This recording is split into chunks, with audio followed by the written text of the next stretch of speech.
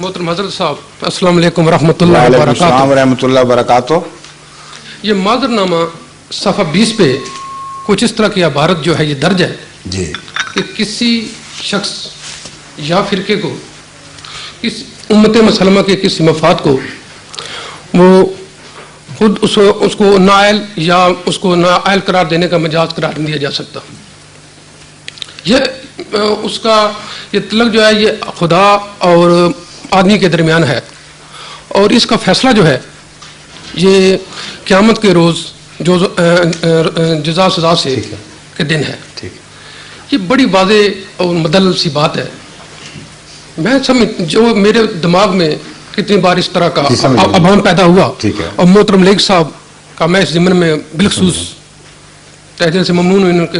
لیکن میں سمجھتا ہوں کہ 74 میں حضرت مرزا ناصر احمد صاحب وہ کس مجبوری نے جب یہ اتنی بڑی واضح بات معذر نامے میں لکھی ہوئی ہے اور ان کو واضح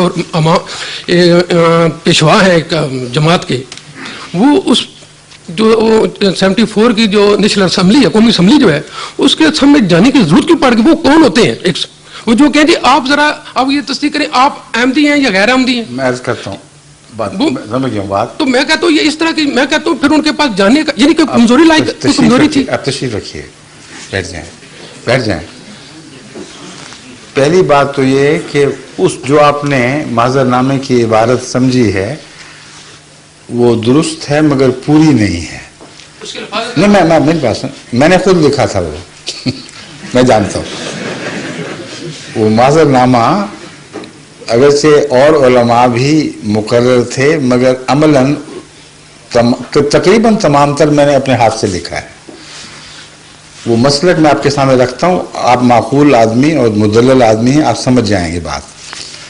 میں نے یہ اٹھایا تھا سوال جماعت کی نمائندگی میں اور یہی جماعت کا عقیدہ ہے کہ ہر شخص کو اگرچہ یہ حق ہے کہ دوسرے کو غلط سمجھے, اس حق سے کوئی کسی کو روک نہیں سکتا, مگر جو سمجھتا ہے اسے دوسرے پر ٹھونسے کہ تم بھی اپنے آپ کو غلط سمجھو, یہ جائز نہیں ہے, یہ نامعقول بات ہے.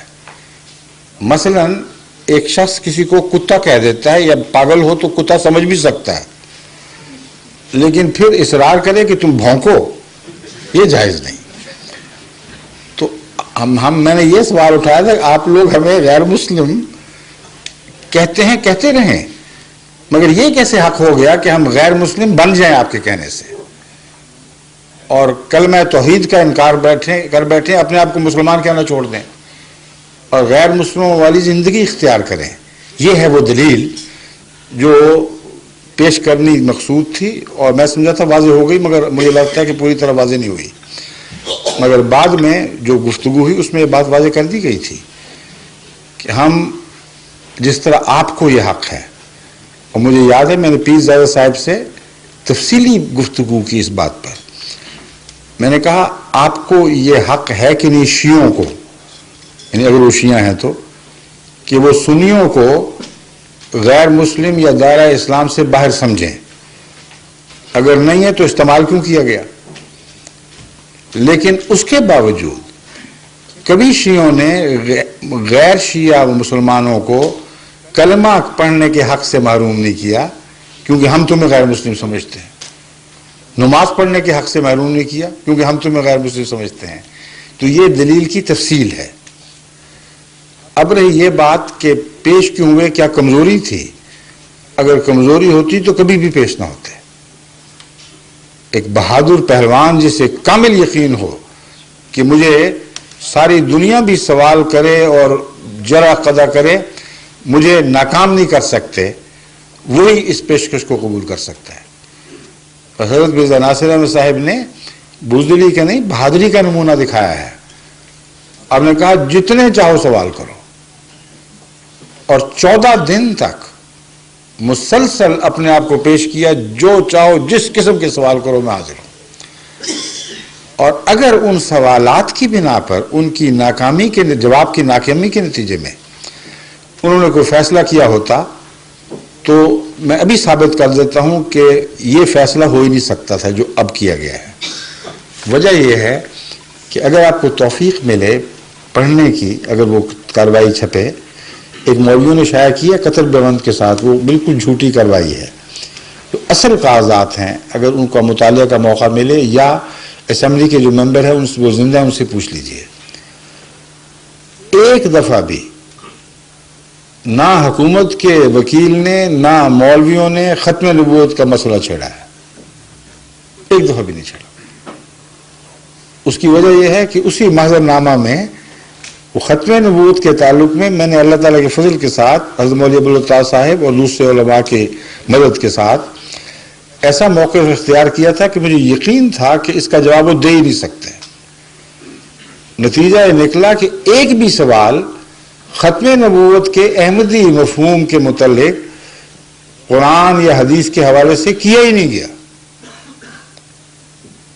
और नतीजा क्या निकाला? क्योंकि ये खत्म नबूवत के मुनकिर है। सवाल ऐरा गैरा, यानी घुटने पे चोट पड़े और आंख फूट जाए, ये कैसे हो सकता है? इसलिए साबित हुआ कि हजरत खलीफतुल मसीह सालिस ने जो मौक़िफ़ पेश किया था वो मजबूत था, मुदल्लल था, कवी था। और आखिरी बात जो इस ज़रूर मैं आपको बतानी चाहता हूँ, इसके एक गवाह जिंदा भी, एक नहीं कई होंगे, मगर एक गवाह खुसूसियत से जिंदा मौजूद है। मेरा ख्याल यूसुफ खटर जिंदा है कि नहीं? बहुत हो गए, अच्छा। लेकिन साहबजादा साहब तो जिंदा है ना, मुल्तान वाले हैं, फारूक अली साहब, वो भी जानते हैं और बहुत से जानते हैं। माने ना माने उनकी मर्जी है।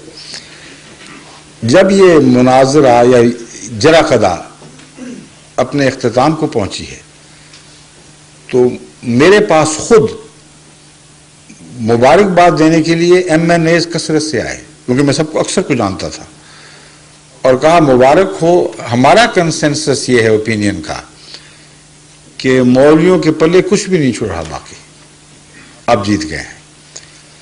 इसकी तायीद में अगर कोई गवाही आपको चाहिए तो सबसे बड़ी गवाही मुफ्ती महमूद की है। वो कहते हैं मेरी रातों की नींद हराम हो गई थी क्योंकि सारे सुनने वाले इनके हक में हो गए थे। फिर हुआ क्या आखिर पे ये हुआ कि भुट्टो साहब ने इनको बुलाया, उन्होंने कहा तुम्हारी मजाल नहीं कि अहमदियों के हक में फैसला दो, अगर दोगे तो इन मौलवियों के चेलों के सामने मैं तुम्हें कुत्तों की तरह फेंक दूंगा और जो तुम्हारा हश्र करेंगे फिर तुम जिम्मेदार होगे। ये बात भी मुझे एक MNA ने खुद बताई है कि कल तक हम आपको कुछ और कह रहे थे, आज फैसला और हुआ है, तो हमारी माजरत है, हम में ये ताकत नहीं थी कि हुकूमत का मुकाबला कर सके, खासतौर पर भुट्टो साहब की इस धमकी का। तो ये हकीकत हाल है, इसमें किसी बुज़दिली का सवाल नहीं, किसी नाकामी का कोई सवाल नहीं है। शुक्रिया। अच्छा, ये अब इजाज़त है फिर।